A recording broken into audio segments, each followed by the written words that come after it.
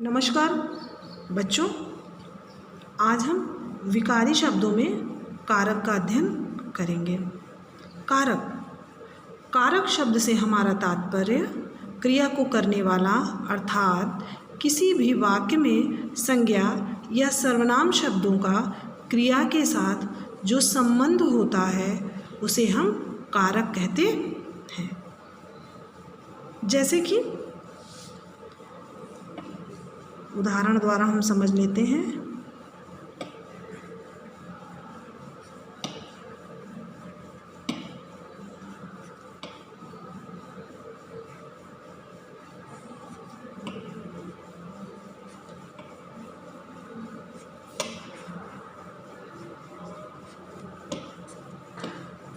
एक उदाहरण है, पिताजी ने मित्र को पत्र लिखा, यानी पिताजी के द्वारा मित्र को पत्र लिखा गया। जो ने और ये को है, यानी हमने आपको अभी बताया था कि संज्ञा या सर्वनाम पदों का क्रिया के साथ जो संबंध, यानी लिखना है क्रिया और इसके साथ संबंध जो हो रहा है यही कारक कहलाते हैं। जो शब्द इसके साथ संबंध प्रदर्शित करते हैं वो कारक कहलाते हैं। अब कारक के 8 भेद होते हैं। कर्ता कारक, कर्म कारक, करण कारक, संप्रदान कारक, अपादान कारक, संबंध कारक, अधिकरण कारक और संबोधन कारक। तो कर्ता के 8 भेद हो गए, कारक के 8 भेद हो गए। कर्ता, कर्म, करण, संप्रदान, अपादान, संबंध, अधिकरण और संबोधन। अब हम क्रमशः एक एक करके इनका विस्तृत ज्ञान प्राप्त करेंगे। कर्ता कारक। कर्ता कारक क्या होता है? कर्ता शब्द का अर्थ है करने वाला, यानी जो काम को करे। जिस संज्ञा या सर्वनाम शब्द से क्रिया के करने वाले का बोध होता है तो उसे हम कर्ता कारक कहते हैं और इसका चिन्ह है ने। हम कर्ता कारक की पहचान कैसे करेंगे? तो पहले हम क्रिया से पहले, यानी जो काम हो रहा है उससे पहले हम कौन और किसने प्रश्नवाचक शब्दों को लगाकर पता कर लेंगे कि इसमें कर्ता कारक है या कोई दूसरा कारक है। जैसे एक उदाहरण हम आपको बताते हैं, खरगोश दौड़ रहा है। खरगोश दौड़ रहा है। अब हम क्रिया के पहले कौन या किसने प्रश्नवाचक लगाएंगे तो हमें पता चल जाएगा इसमें कौन सा कारक है। तो कौन दौड़ रहा है? तो आंसर आया खरगोश दौड़ रहा है, यानी खरगोश करता है, काम करने वाला है, तो यहाँ पे कर्ता कारक होगा। अब हम दूसरा समझते हैं, कर्म कारक। कर्म कारक जिस संज्ञा या सर्वनाम शब्दों पर क्रिया के व्यापार का, यानी क्रिया के करने का फल पड़ता है उसे हम कर्म कारक कहते हैं। जैसा नाम से ही देखिए स्पष्ट हो रहा है, कर्म काम करना, यानी संज्ञा या सर्वनाम शब्द पर क्रिया के कार्य का जब प्रभाव पड़ता है उसे हम कर्म कारक कहते हैं। इस कारक की विभक्ति है ने को। इस कारक की विभक्ति है को। अब कर्म कारक को पहचानेंगे कैसे? तो क्रिया से पहले हम क्या या किसको, क्रिया से पहले हम क्या या किसको लगाकर उत्तर को प्राप्त करने की कोशिश करेंगे और जो उत्तर आ जाएगा हमें पता चल जाएगा इसमें कौन सा कारक है। जैसे पूजा ने खाना खाया।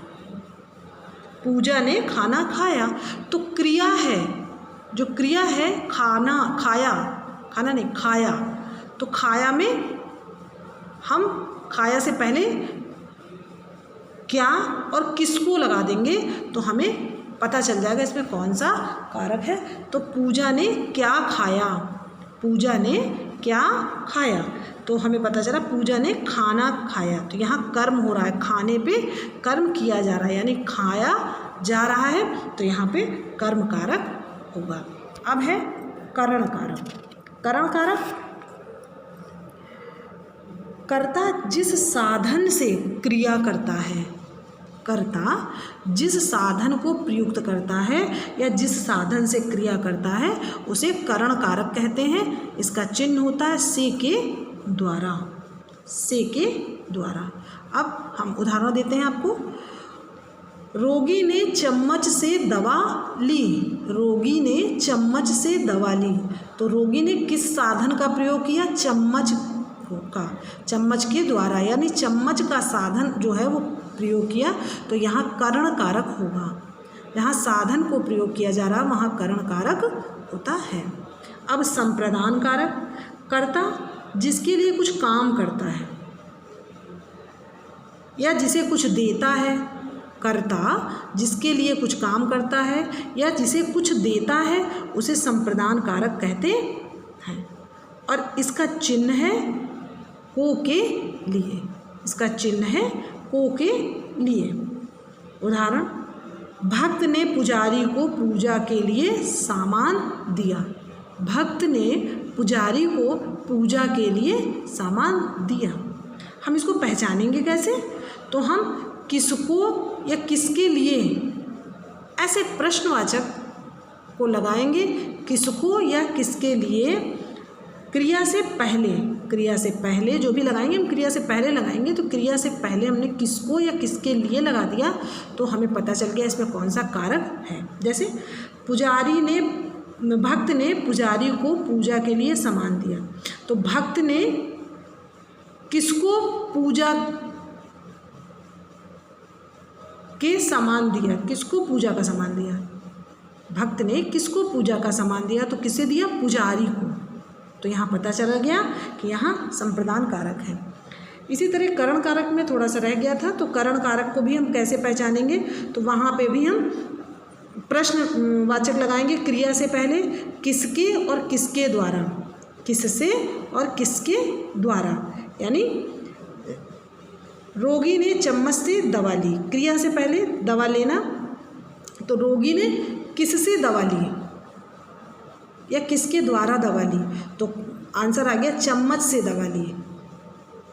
तो यहाँ पे करण कारक होगा। आगे चलते हैं। अपादान, अपादान माने होता है अलगाव, अलग होना। यहाँ पे हम प्रश्नवाचक लगाएंगे क्रिया से पहले, किससे या कहाँ से, किससे या कहाँ से। पत्ता पेड़ से गिरता है, पत्ता पेड़ से गिरता है। क्वेश्चन बनाएंगे कि पत्ता कहाँ से गिरता है, तो पेड़ से गिर रहा है यानी अलग हो रहा है, तो यहाँ पे अपादान कारक होगा। यहाँ पे अपादान कारक होगा जब अलगाव की बात होगी और इसका चिन्ह होता है से। संबंध, संबंध कारक जिससे एक शब्द का दूसरे शब्द से संबंध हो, एक शब्द का दूसरे शब्द से संबंध हो, वहाँ पे संबंध कारक होता है। जैसे इसमें हम प्रश्नवाचक क्रिया से पहले लगाएंगे, तो किसका, किसकी, किसके लगाकर प्रश्न पूछेंगे तो हमको तुरंत पता चल जाएगा कि इसमें संबंध कारक है। वैसे भी संबंध कारक आसानी से समझा जा सकता है, दिखता है।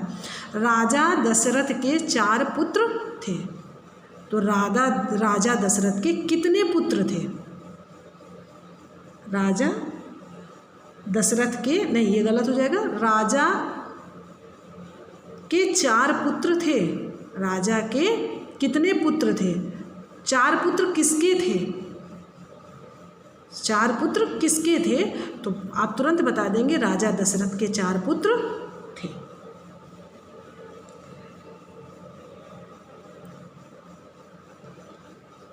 अब हम चलते हैं अधिकरण।